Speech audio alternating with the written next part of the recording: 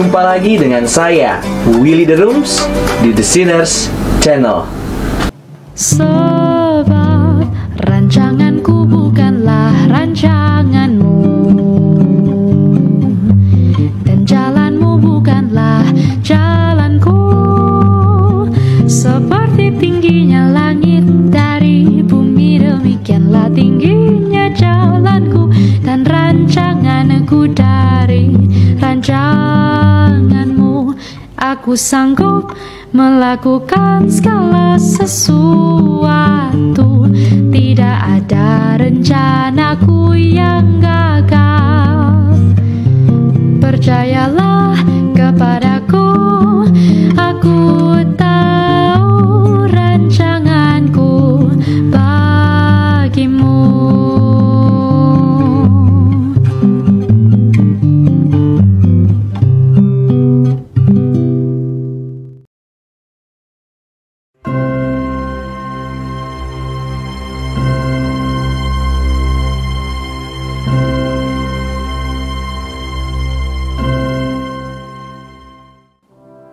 Masih dalam tema besar pengudusan gereja, melihat kembali atribut gereja yang kudus. Dalam video sebelumnya, kita sudah membahas mengenai pendahuluan kekudusan gereja dan atribut gereja yang kudus. Maka, mari kita lanjutkan.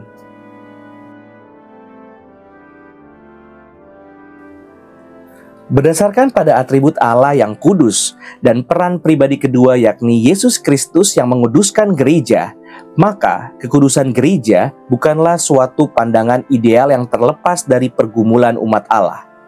Gereja senantiasa berhubungan dengan realitas yang ada di dunia yang penuh dengan dosa.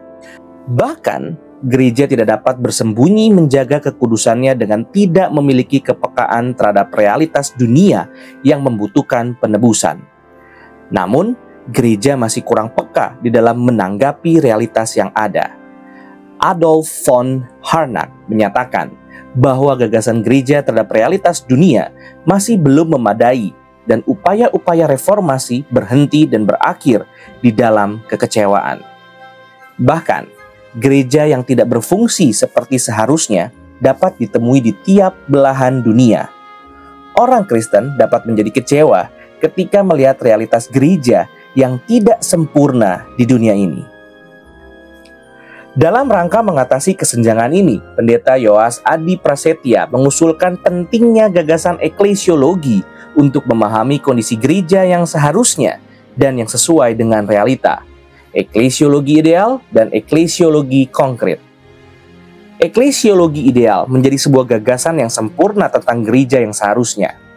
Ia semacam blueprint dari realitas gereja yang ada.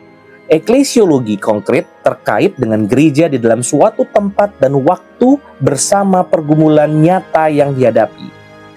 Bagi Pendeta Yoas, eklesiologi yang ideal tetap dibutuhkan. Namun, gereja tetap harus menyadari bahwa ia merupakan bagian dari proses komunitas yang senantiasa menggumuli identitas dirinya. Pandangan ini dapat meminimalisasi kesenjangan yang terjadi antara konsep gereja dengan kehidupan bergereja di kenyataan. Pendeta Yoas Adi Prasetya sendiri justru menegaskan bahwa penerapan atribut gereja secara empiris dan nyata akan mengakibatkan sebuah korsleting. Menurutnya, gereja harus diperjelas antara gereja yang ideal dan konkret. Gereja ideal menjadi operasional di dalam gereja konkret untuk dihidupi. Pandangan Yoas Adi Prasetya ini sangat memudahkan untuk melihat kondisi gereja yang ada di dalam dunia ini secara adil. Meskipun demikian, ada beberapa kelemahan jika kita menggunakan terminologi ini untuk memahami atribut kekudusan gereja. Memang, kita terkesan akan lebih mudah menempatkan atribut kekudusan gereja pada eklesiologi ideal. Kemudian menempatkan pula kelemahan dan keberdosaan umatnya pada eklesiologi konkret. Namun, bagaimana memandang pemisahan natur yang kudus ini pada gerejanya di dalam isu ideal konkret? Gereja adalah milik Allah yang kudus. Karena itu, gereja mencerminkan atributnya sehingga ia dapat disebut kudus. Jika ada pemisahan demikian, bagaimana pemisahan yang kudus itu sendiri? Pengamatan kondisi gereja memang dapat dipisahkan secara ideal konkret. Namun, kekudusan tidak bisa dipisahkan. Pendeta Yoas Adi Prasetya sendiri menekankan adanya gereja yang kudus dan gereja yang rapuh. Apakah kudus dapat disejajarkan dengan rapuh? Jika terpaksa mengalami keterpisahan, maka akan tercipta dua kutub, yakni natur yang ideal dan konkret. Di sisi lain, bagaimana menyatukan antara yang ideal dan konkret di dalam menggambarkan kekudusan? Apakah yang bisa menghubungkan keduanya sehingga entitas gereja yang kudus ini tidak menjadi samar dalam keutuhannya? Kekudusan gereja yang ada dan cukup pada dirinya tidak dapat dinegasi maupun digantikan dengan sifat yang lain, rapuh misalnya. Pemisahan gereja yang ideal konkret akan membuat gambaran tentang sifat-sifat Allah yang kabur.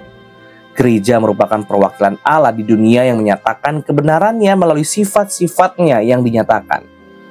Melalui gereja, Allah memberikan keistimewaan pada umatnya untuk mencicipi kesatuan antara surga dan bumi.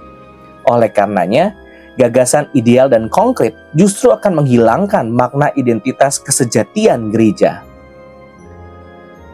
Perspektif eskatologis dapat dijadikan sebagai suatu alternatif untuk memandang atribut gereja dan umatnya yang sedang dikuduskan.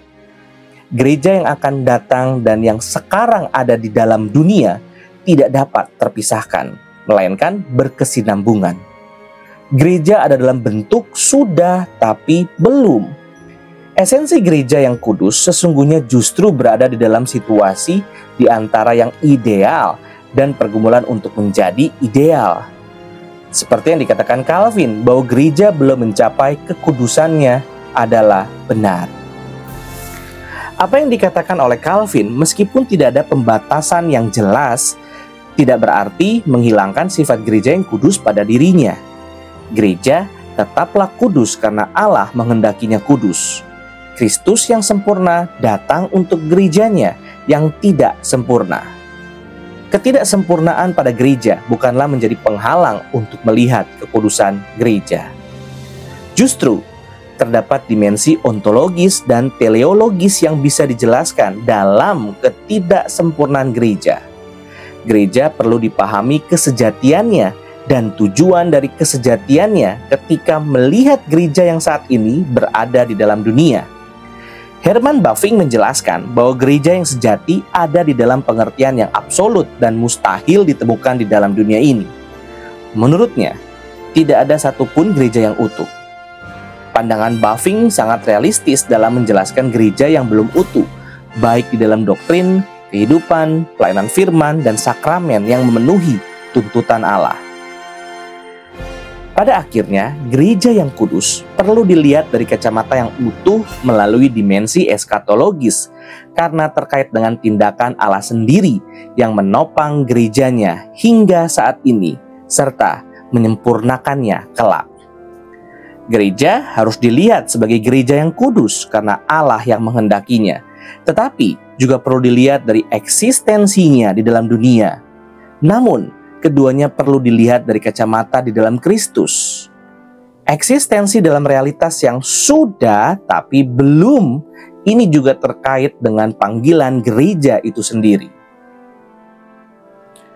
Dalam video selanjutnya, kita akan melanjutkan pembahasan tentang pengudusan gereja, yakni dikuduskan dan menguduskan, serta diakhiri dengan kesimpulan. Terima kasih. Tuhan Yesus memberkati.